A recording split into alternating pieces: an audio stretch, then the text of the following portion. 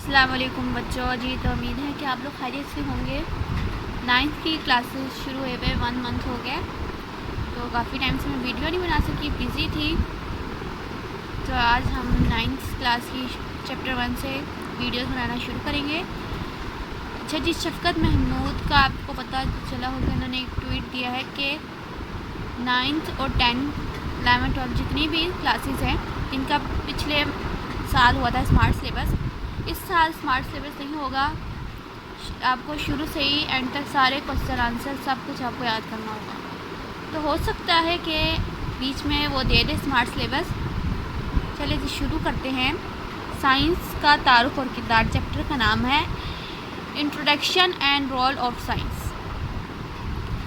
Science ایک لاطینی لفظ سے اخذ کیا گیا ہے جس کے لفظی معنی ہے حقائق کا اصلی شکل میں باقاعدہ مطالعہ کرنا۔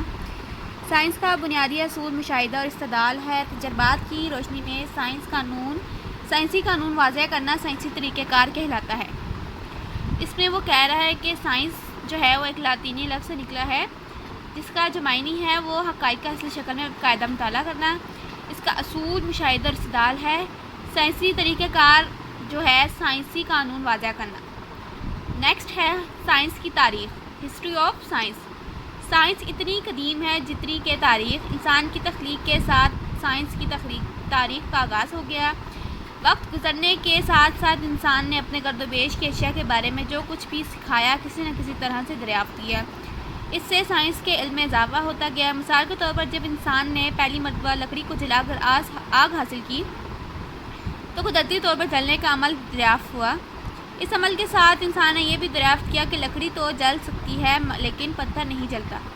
اس میں یہ انہوں نے بتایا ہے کہ جب انسان کی تخلیق کا آغاز ہوا تھا اسی کے ساتھ ہی سائنس کی بھی تاریخ کا آغاز ہو گیا۔ جس طرح وقت گزرتا گیا انسان نے جو کچھ سیکھا، جو کچھ بھی بنایا، جو کچھ سیکھا اس کو دریافت کیا۔ اس طرح جو سائنس کا علم تھا اس میں اضافہ ہو گیا۔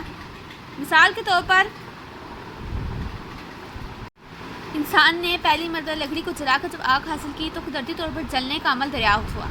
اس میں آپ کو عموماً آپ نے دیکھا ہوگا کہ جو پتھر ہوتے ہیں، جو ایک خاص پتھر ہوتے ہیں، ان کو جو ہم رگڑتے ہیں، ان کو ساتھ ایک دوسرے کے رگڑتے ہیں تو وہ گرم ہوتے ہیں، تو گرم ہونے پر وہ آگ دیتے ہیں، پھر ہم اس کو لکڑی کے اندر لگاتے ہیں۔ اس سے یہ پتہ چلتا ہے کہ پتھر نہیں جل سکتا۔ اگر ہم پتھر کو جب رگڑتے ہیں تو اس سے آگ پتھر کو نہیں لگتی، ہمیں لکڑی کو جلانی پڑتی ہے، لکڑی کو لگانی پڑتی ہے۔ نیکسٹ ہے یونانی فلاسفر۔ جہاں دوسرے علوم پر حاوی رہے وہاں سائنس میں بھی ان کا کافی عمل دخل رہا ہے۔ یہ فلاسفر 500 مسیح سے سائنس میں دلچسپی لینے لگے۔ یونانی نظریات کی تجرباتی تصدیق کے قائل نہ تھے۔ ان کا خیال تھا کہ دنیا میں موجود تمام چیزیں 4 ایلیمنٹس یعنی کہ ہوا، پانی، مٹی اور آگ سے بنی ہیں، اور یہ کہ ان 4 ایلیمنٹس کے مختلف تناسب سے ایک شے دوسری شے میں تبدیل ہو سکتی ہے۔ اس میں یہ کہہ رہے ہیں کہ جو یونانی فلاسفرز تھے ان کا یہ خیال تھا کہ دنیا میں جتنی بھی چیزیں بنی ہیں وہ صرف 4 چیزوں سے بنی ہیں، ہوا، پانی، مٹی اور آگ۔ جتنی بھی چیزیں بنی ہیں یہ ان 4 ایلیمنٹس کے تناسب سے ایک شے دوسری شے میں تبدیل ہو چکی ہے، انہی چیزوں سے بنی ہے۔ نیکسٹ پیراگراف ہے 600 سے 1400 سن عیسوی کا دور اسلامی کیمیا گری کا دور کہلاتا ہے۔ اس دور میں بہت سے لائق اور تحقیق ذہین رکھنے والے لوگ نے مادی خواص کا مشاہدہ کیا، نئے تجربات کیے گئے اور نئے ایلیمنٹس مثلاً آرسینک دریافت ہوا۔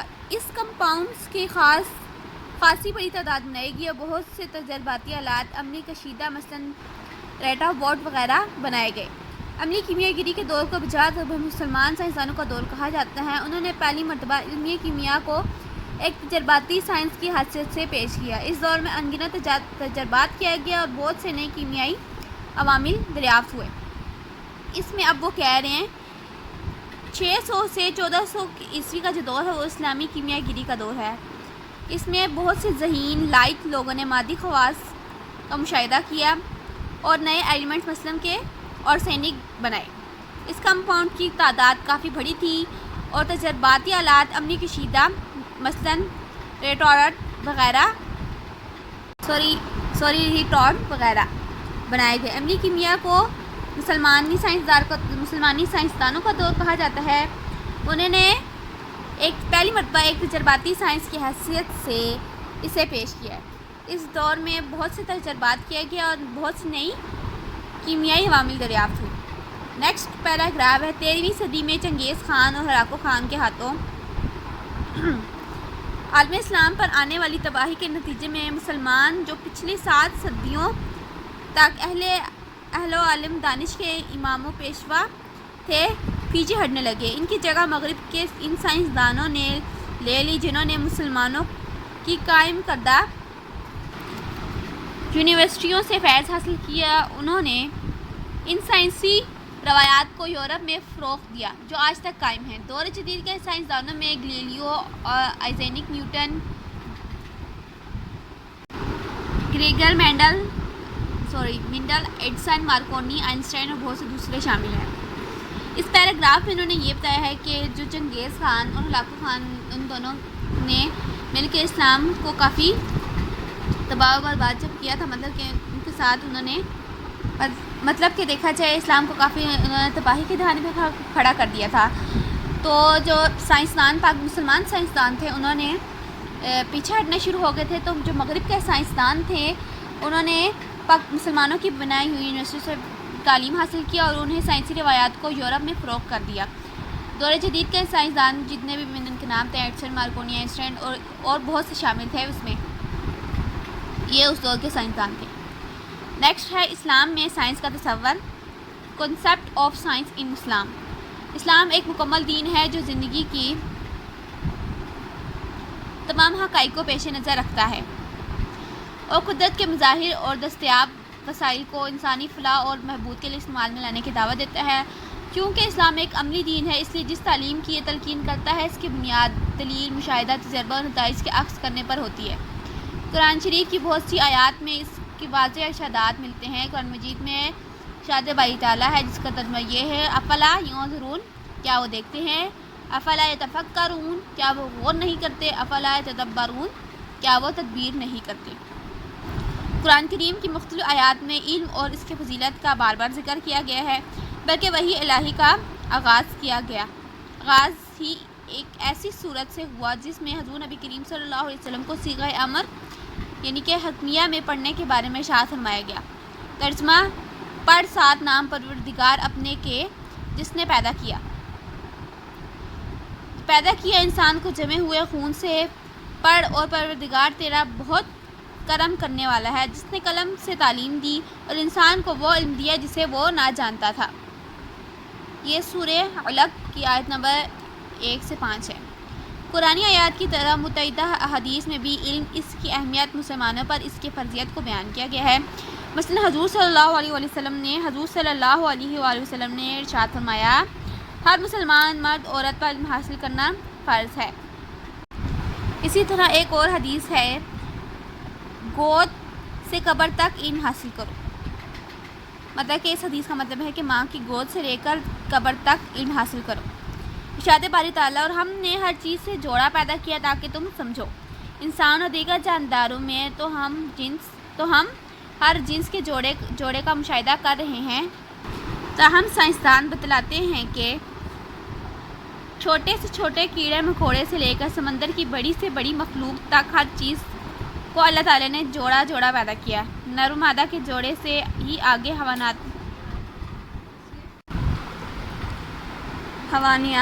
یا نباتات کی نسل چلتی ہے۔